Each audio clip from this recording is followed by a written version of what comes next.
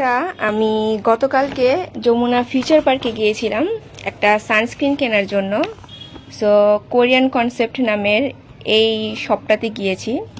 তার কারণ হচ্ছে যে আমার স্কুলের এক্স ভাবি উনি কোরিয়ান শপের কিছু প্রোডাক্ট ইউজ করেন, সেটা নাকি তার খুবই ভালো লেগেছে, তার স্কিন অনেক ইমপ্রুভ হয়েছে।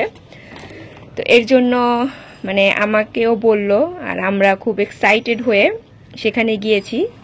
তো আমি জাস্ট চেয়েছি যে একটা সানস্ক্রিন কিনবো, কারণ এই গরমের মধ্যে সানস্ক্রিনটা কিন্তু অনেক বেশি কাজের। আর এমনিতেও আমি কোনো সানস্ক্রিন ইউজ করি না, যেহেতু আমার oily face. So sunscreen use করলে এক্সট্রা অয়েল বের হয়। তো এর জন্য আমি এতদিন সানস্ক্রিনটা আর কি ইউজ করতাম না সরি। তো ওনারটা স্কিন দেখে তো আমি এই সেম সানস্ক্রিনটা কিনেছি। এটা হচ্ছে অনেকটা মেকআপ লুক দিবে, তো আর অয়েলও বের হবে না। উনি যে ইউজ করে এসেছিলেন ভাবি, তো ওনারটা দেখে আমার ভীষণ ভালো লেগেছিল ওনার স্কিনটা দেখে। তো ওনার কথা মতো আমি এই সানস্ক্রিনটা নিয়েছি। তবে এখনো ইউজ করিনি, ইউজ করলে বলতে পারবো যে এটা অ্যাকচুয়ালি ফিনিশিংটা কেমন হয়। তবে এতটুকু আমি রিভিউ দেখে যেটা বুঝেছি যে যারা একটু লাইট স্কিন, যাদের ফেয়ার স্কিন, তাদের জন্য এই সানস্ক্রিনটা হচ্ছে ভালো, টোন আপ। আর যারা একটু ডার্ক টাইপের স্কিন যাদের, তাদের জন্য এটা আই থিঙ্ক ভালো হবে না, কারণ এটা অনেকটা হোয়াইট কাস্ট যেটা আছে সেটা ছাড়ে। তো ইউজ করে তারপর বলতে পারবো যে কেমন এই জিনিসটা। মাদার্স ডে উপলক্ষে লিয়ানা এবার আমাকে এই বিউটিফুল ব্যাগটা গিফট করেছে। অ্যাকচুয়ালি আমি যে মাদার্স ডে উপলক্ষে এরকম একটা কিছু পাবো সেটা একদমই চিন্তা করিনি। আনএক্সপেক্টেড একটা গিফট আমার জন্য। So thank you Liana and RM এই বিউটিফুল ব্যাগটা গিফট করার জন্য।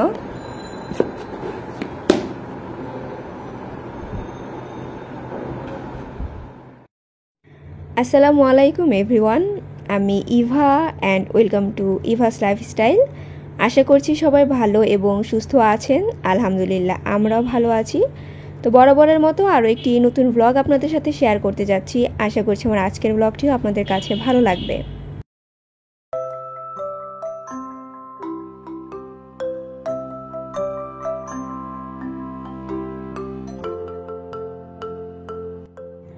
আমি এই ফ্যাব্রিক কন্ডিশনারটা সবসময় ইউজ করি।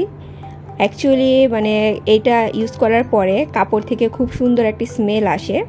দেখা যায় অনেক সময় তো আমরা বিভিন্ন ধরনের যে কাপড়, বাইরে যাওয়ার কাপড় কিংবা এমন কিছু কাপড় থাকে যেটা অনেক বেশি ইউজ করা হয় না, কিংবা যেমন শীতের কাপড়গুলো। সো অনেক দিন ভেতরে থাকার কারণে কিন্তু কাপড় থেকে কেমন যেন একটি স্মেল আসা শুরু করে। সো এই কমফোর্ট যেটা আছে এটা দিয়ে যদি তারপর হচ্ছে ওয়াশ করে রাখা যায়, তখন কিন্তু খুব সুন্দর একটি স্মেল আসে। তো এটা আমি রেগুলার ইউজ করি, আর এটা আপনাদের সাথে শেয়ার করলাম যদি আপনারা কেউ ইউজ করতে চান। অনেক সময় দেখা যায় এই টাইপের জিনিস অনেকে খুঁজেন কিন্তু পান না, সো এটা ইউজ করতে পারেন। আর বেশিরভাগ সময় আমার যেটা লাগে সেটা হচ্ছে লিয়ানার যে সুইমিং কস্টিউম আছে সেটার জন্য। লিয়ানার যে স্কুলে সুইমিং শেখায় সেখানে তো উইকে একবার শেখায়। তারপর আমি নর্মালি পানি দিয়ে ভালো মতো যতই ওয়াশ করে রাখি না কেন, যখন এটা আবার বের করি দেখা যায় যে সুইমিং পুলের যে পানির একটা মেডিসিনের স্মেল সেটা কিন্তু থেকে যায়। এর জন্য আমি এই কমফোর্টটা দিয়ে কন্ডিশনারটা দিয়ে ওয়াশ করে রাখলে তখন আর সেই স্মেলটা থাকে না। এটা হচ্ছে তার পরের দিন। গতকালকে তো DCC-তে গিয়েছিলাম, তবে আমি যে জিনিসগুলো কেনার জন্য গিয়েছি সেগুলো কোনো কিছুই পাইনি। তাই টুকিটাকি বাজার করে তারপর বাসায় ব্যাক করেছি। সেই সাথে কিছু লেমন গ্রাসও কিনেছিলাম, সেগুলো ওয়াশ করে আমি যেই সাইজের চেয়েছি সেম সাইজের করে কেটে এখন ফ্রোজেন করে রাখবো।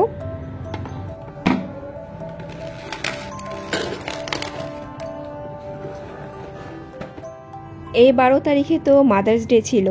সো আপনাদের মাদার্স ডে কেমন কাটলো? অ্যাকচুয়ালি লিয়ানা প্রতি বছরই মাদার্স ডেতে আমার জন্য একটা কার্ড বানায় এবং আমাকে সেই কার্ডটা গিফট করে উইশ করে, কিন্তু এই বছর দেখলাম যে কোনো কার্ডই সে বানায়নি। তো আমি ওকে বললাম যে লিয়ানা তুমি আমার জন্য এবার কোনো কার্ড বানাওনি কেন। তো সে শুনে একটু মন খারাপ করেছে, তার হয়তো বা ডেটটা মনে ছিল না, এর জন্য সে এবার কোনো কার্ডও আমার জন্য বানাতে পারেনি। তো সন্ধ্যার পর হঠাৎ দেখি যে RM বাসায় আসার পর লিয়ানা এই ব্যাগটা নিয়ে এসে আমাকে উইশ করছে। তা আমি তো ওর হাতে এই ব্যাগ দেখে খুবই অবাক হয়ে গিয়েছি, আর অবাক হয়ে তাকে জিজ্ঞেস করছি যে তুমি এই ব্যাগ কোথায় পেলে। তখন সে বলল যে পাপা নিয়ে এসেছে।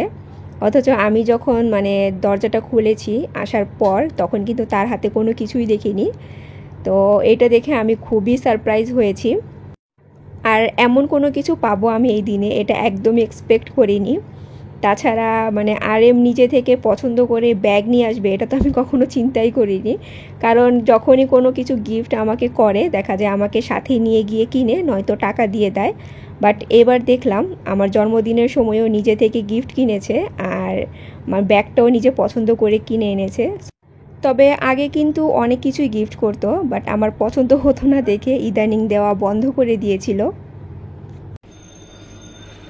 আমি এখানে 3টা মিডিয়াম সাইজের যে কাঁচা আম সেটা নিয়েছি। তারপর গ্রেটারের সাহায্যে এরকম করে গ্রেট করে বেশি করে লবণ দিয়ে এখন মেখে রেখে দিচ্ছি। তারপর এখানে যে টক পানিটা বের হবে সেটা চিপে আমি ফেলে দিব। আমার এক ভাবির বোন আচার বানিয়ে নিয়ে এসেছিলেন, তো সেই আচার খাওয়ার পর আমার কাছে এত ভালো লেগেছিল, আমি ওনার কাছে রেসিপিটা জিজ্ঞেস করেছিলাম। তো উনি আমাকে রেসিপিটা বলেছিল। সো আমার কাছে মনে হলো যে আমি একটু ট্রাই করে দেখি, এর জন্য আমি জাস্ট অল্প একটু আম নিয়েই মানে আচারটা ট্রাই করছিলাম। তো আচারটা রান্না করতে গিয়ে এক পর্যায়ে মানে আচারের টেক্সচার দেখে আমার কাছে মনে হলো যে আমি হয়তোবা কোনো আলু ভাজি কিংবা আলুর তরকারি করছি, যার কারণে একদম যে ফাইনাল লুকটা সেটা আমি আর রেকর্ড করিনি, মানে রেকর্ড করে অফ করে দিয়েছিলাম, ভাবলাম যে এটা শেয়ার করে কি হবে। কিন্তু বানানোর পর মানে বানিয়েছি নর্মালি লিয়ানার জন্য, লিয়ানা আচার খেতে বেশ পছন্দ করেন। তো লিয়ানা খেয়ে তো মানে খুশি হয়ে গিয়েছে, বলছে যে মামুনি খুবই মজা হয়েছে। সো প্রতিদিন একটু একটু করে সে বের করে খায়। তো আমি ভাবলাম যে একটু করে আপনাদের সাথে মানে বলে দেই যে কি কি আমি দিয়ে আচারটা বানিয়েছি, কারণ আচারটা বানাতে 10 মিনিটও লাগে না, জাস্ট মানে লবণ দিয়ে মেখে রাখতে একটু টাইম লাগে, নয়তো খুবই ইজি রান্না। যারা আচার বানাতে পারেন না কিন্তু চাচ্ছেন তো তারা ট্রাই করতে পারেন, কিন্তু অত স্পেশাল কিছু না, কিন্তু আবার খারাপও না, মানে মোটামুটি আর কি। তো আমি এখানে সরিষার তেল দিয়েছি, সেই সাথে রসুন কুচি, তারপর হচ্ছে মানে শুকনো মরিচ দিয়ে একটু ভেজে দিয়ে দিয়েছি সরিষা বাটা। সরিষা বাটাটা দিয়ে একটু কষিয়ে তারপরে মানে সামান্য করে শুকনো যে মশলা আছে সেটা দিয়েছি, যেমন হলুদ গুঁড়া, মরিচ গুঁড়া, ধনিয়া গুঁড়া, লবণ। সেই সাথে আমি আগে থেকে একটু পাঁচফোড়ন তেলে তারপর হচ্ছে গুঁড়ো করে নিয়েছিলাম সেটা দিয়েছি। তারপর সব কিছু কষানোর পর হঠাৎ মনে হলো যে পাঁচফোড়ন দেওয়ার দরকার ছিল। সো পাঁচফোড়নটা তেলের মধ্যে দিলে মানে আরও বেশি ভালো হতো। তো আমি আস্ত একটু পাঁচফোড়ন দিয়ে তারপর গুড় দিয়েছি। গুড় না দিলেও চলে যদি আপনাদের বাসায় গুড় না থাকে, সো চিনি দিয়ে বানাতে পারেন। আমার ঘরে গুড় ছিল দেখে আমি গুড়টা দিয়েছি। গুড়টা মেল্ট হয়ে যাওয়ার পর আমি পানি না আমগুলো দিয়ে একটু কষিয়ে তারপর হচ্ছে রান্না করেছি, আর তখন কিন্তু বেশ খানিকটা পানি ছেড়েছে আমগুলো থেকে। সো ফাইনাল লুকটা আর আমি আপনাদের জন্য রেকর্ড করতে পারিনি, কারণ আমার কাছে যে বললাম যে কেমন মনে হয়েছিল, আর মনে হচ্ছিল টেস্ট হবে না, তো এর জন্য আর ফাইনাল লুকটা দেখাতে পারলাম না। তো যাই হোক, অনেক দিন পর আজকে কফি খাচ্ছি। গরমের জন্য তো কফি খাওয়া বন্ধই করে দিয়েছিলাম, কিন্তু ইদানিং গরমটা একটু কম, তাই মনে হলো যে বিকেলবেলা কফি খাওয়া যাক।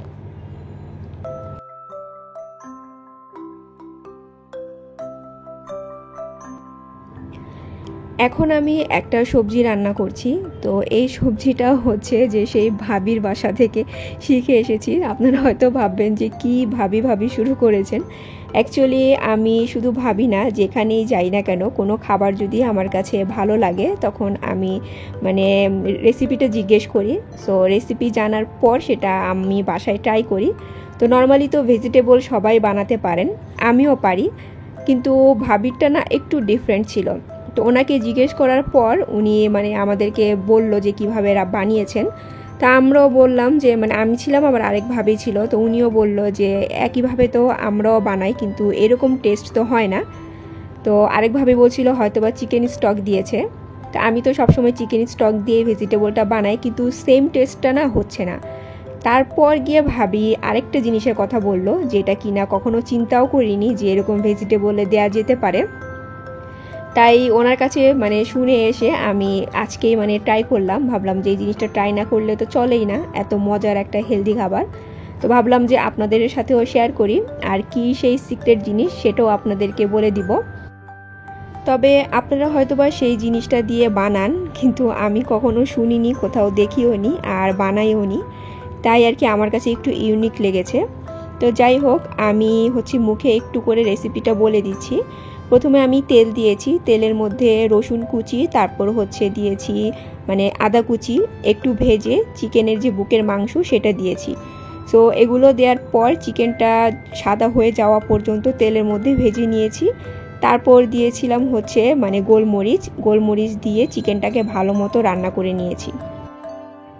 তাছাড়া আমি এক পিস যে মানে চিংড়ি মাছ ছোট ছোট করে কেটে সেটাও দিয়েছিলাম, সেই সাথে মাশরুম, সবগুলো মিক্স করে তারপরে মানে এই যে সবজিগুলো দিয়ে দিলাম। সবজির মধ্যে আমি গাজর, ফুলকপি আর লাউ দিয়েছি। অ্যাকচুয়ালি মানে পেঁপেটা আমি কয়েকদিন ধরে খুঁজছি, আমাদের এলাকায় পেঁপে পাওয়া যাচ্ছে না, তাই ভাবলাম পেঁপের পরিবর্তে লাউ দিয়ে রান্না করা যাক। আর ফুলকপিটা কিন্তু আমি আগে থেকে লবণ দিয়ে মানে 30% না সরি মানে 60%-এর মতো রান্না করে নিয়েছিলাম। তো এখন সব কিছু মিক্স করে সামান্য আমি পানি দিয়েছি, সেই সাথে দিয়ে দিলাম ডার্ক সয়া সস। যেহেতু আমি ডার্ক সয়া সস দিয়েছি তাই একদম কম দিয়েছি, কারণ আমি চাচ্ছিলাম সবজির কালারটা একটু হোয়াইট থাকুক, যেন কালচে টাইপের কিংবা ডার্ক কালার না হয়ে যায়। আর লাইট সয়া সস দিলে আর একটু বেশি দিতে পারেন। সেই সাথে আমি যে লবণ সেটাও দিয়েছিলাম। এখন মিক্স করে দিয়ে ঢাকনা দিয়ে ঢেকে সবজিগুলো একটু সিদ্ধ হয়ে যাওয়া পর্যন্ত রান্না করে নিব।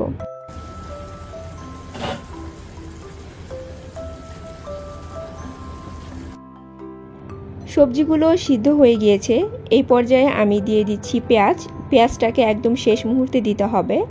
তারপর দিয়ে দিলাম কাঁচামরিচ দেওয়াতে ঝাল হবে না, সুন্দর একটা ফ্লেভার অ্যাড হবে, এর জন্য একদম শেষ মুহূর্তে দিলাম।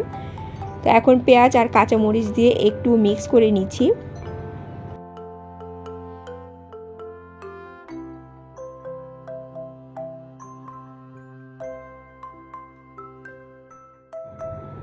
আর এখন দিয়ে দিচ্ছি আমার সেই সিক্রেট জিনিসটা। আর এটা কি আপনাদেরকে আমি এখনই দেখিয়ে দিচ্ছি যে আমি এখানে কি অ্যাড করেছি। তো এটা দেওয়ার পরে আমি ঢাকনা দিয়ে ঢেকে নিচ্ছি। এই সেই জিনিস, ম্যাগি থাই স্যুপ। তো এই স্যুপের প্যাকেট দিয়ে যে ভেজিটেবল রান্না করলে এত মজা হবে সেটা ট্রাই না করলে জানতাম না। তো আমি যে 1 কাপ পানির মধ্যে 2 টেবিল চামচের মতো স্যুপ নিয়েছিলাম, তো সেইটা পানিতে গুলিয়ে দিয়ে দিয়েছি। আর এটা দেওয়ার পর কিন্তু অনেকটাই থিক হয়ে যাবে। তবে আমি এত থিক ভেজিটেবল খাবো না, যেহেতু খালি খাবো, আমার কাছে মনে হয়েছে একটু ঝোল টাইপের থাকলে ভালো হয়, তো আমি এখানে পানি অ্যাড করে দিব। আর আপনারা যদি থিক খেতে পছন্দ করেন তাহলে এই পর্যায়ে নামিয়ে নেবেন, জাস্ট উপরে একটু ধনেপাতা কুচি দিলেই হয়ে যাবে। তা আমি এখন পানি দিয়ে মিক্স করে ঢাকনা দিয়ে ঢেকে দিব। আর হ্যাঁ, স্যুপের পরিমাণটা কিন্তু কোনোভাবেই বেশি দিবেন না, তাহলে কিন্তু মনে হবে যে ভেজিটেবল না আপনারা স্যুপ খাচ্ছেন। তো পরিমাণ মতো দিতে হবে যেন টেস্টটা ভালো আসে। আর আমি কিন্তু এখানে কোনো কর্নফ্লাওয়ার কিংবা চিকেন স্টক কোনো কিছুই অ্যাড করিনি। আচ্ছা, আরেকটা কথা, এই সবজিতে কিন্তু অবশ্যই চিংড়ি মাছ অ্যাড করবেন, কারণ চিংড়ি মাছ অ্যাড করলে এটার টেস্ট মানে পুরো অনেক বেড়ে যায়। তো এই যে আমার ভেজিটেবলটা রেডি হয়ে গিয়েছে। আমি এই ভেজিটেবল পরপর 2 দিন ডিনারে খেয়েছি, আর কোনো কিছুই আমার লাগেনি, আমার কাছে এতটাই ভালো লেগেছে। তো আশা করছি আমার আজকের ব্লগটি আপনাদের কাছে ভালো লেগেছে। So take care and always love yourself.